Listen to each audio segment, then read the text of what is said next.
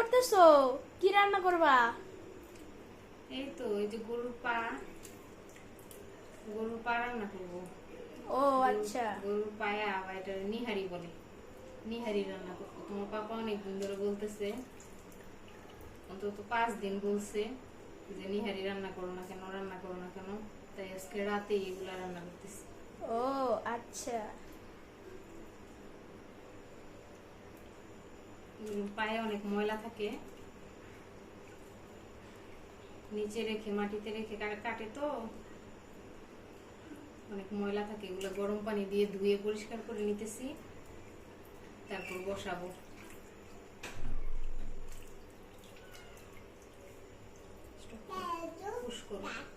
মনি রান্না কি বসে দিছো? না, তাহলে এগুলা কি করতেছো? এগুলা পেঁয়াজের বেরেস্তা করে নিতেছি। পেঁয়াজ বেরেস্তা দিব নিহারিতে। পায়াগুলো সব ধোয়া শেষ, সব ভালো করে ধুয়ে নিছি।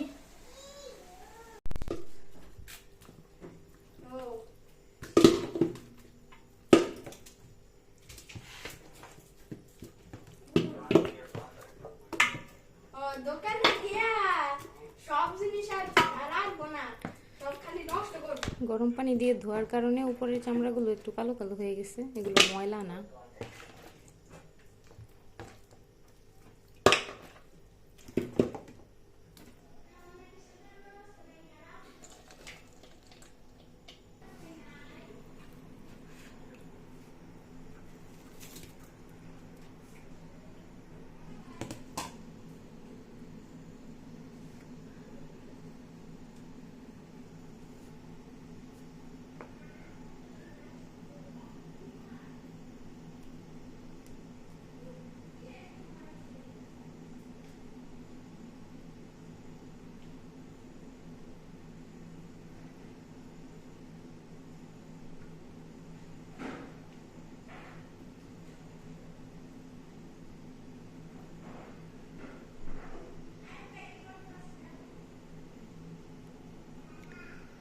যেহেতু এখানে গরু খাসি দুইটার পাই আছে, তো মশলা একটু বেশি বেশি করেই লাগবে।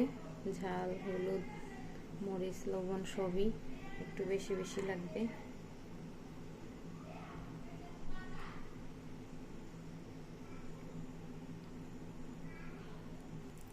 আদা রসুন পেস্ট, হলুদ, মরিচ, ধনে গুঁড়া, পেঁয়াজ দেওয়ার পরে এখন দিয়ে দেবো জিরে গুঁড়া, দিয়ে দিব 1 প্যাকেট রাঁধুনির গরম মশলার গুঁড়া,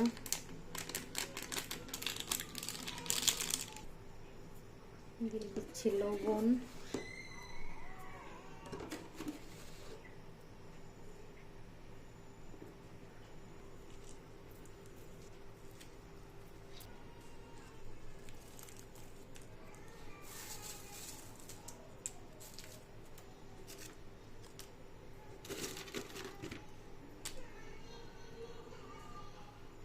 এই যে বেরেস্তা ভেজে রাখছি, বেরেস্তাটা পরে দিব আরো পরে।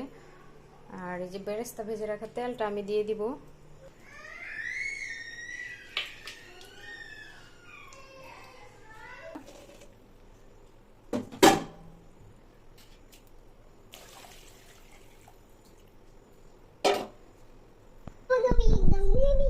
লাগুন ধরা।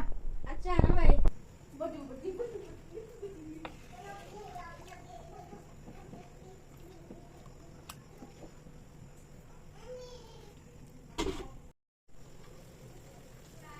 বলক উঠে গেছে। এখন এটাকে এইভাবে প্রায় 1 ঘন্টা রান্না করতে হবে।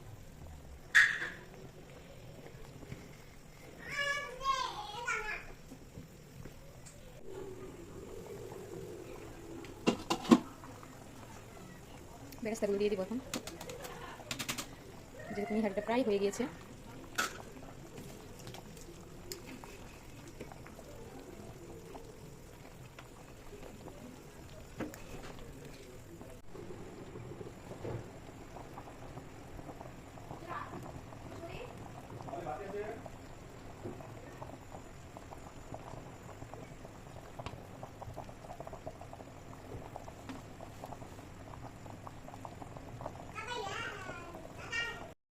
রান্না শেষে মাশাআল্লাহ এত সুন্দর একটা কালার আসবে আর এত খেতে টেস্টি হবে আগে ভাবিনি, যেহেতু আগে আমি কখনো নিহারি রান্না করিনি, ফার্স্ট টাইম হিসেবে অনেক টেস্ট হয়েছে, কালারটাও মাশাআল্লাহ অনেক সুন্দর হয়েছে। সবাইকে ধন্যবাদ।